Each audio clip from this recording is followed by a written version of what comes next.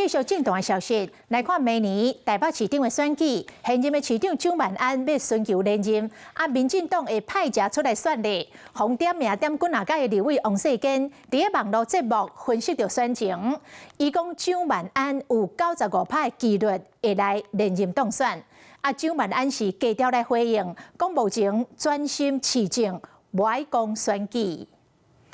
我认为他要连任台北市长，只是票数的高低的问题。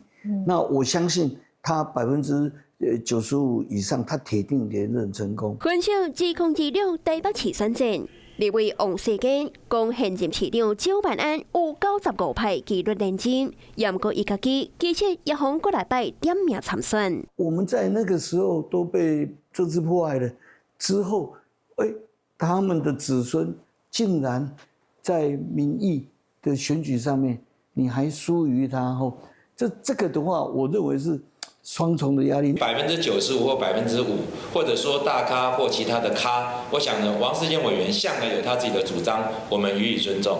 王世坚讲，蒋万安有3大优势：天时、地利、甲人和。任何方面，伊认为蒋万安市政表现稳定，无伤大失角策。第二是回答经济的台北设立总部，加做台北市发展的助力。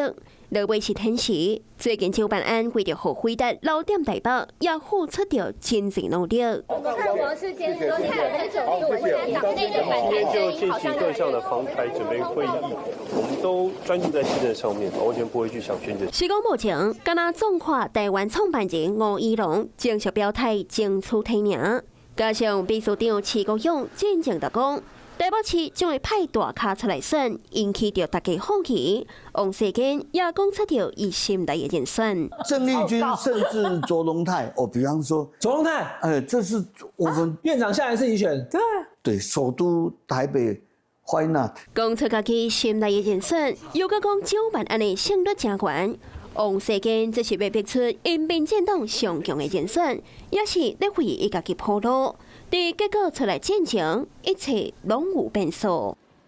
Hello， 我是雷亚，想要抢先掌握最及时的新闻资讯吗？赶快订阅、按赞、开启小铃铛，锁定华视新闻 YouTube 频道。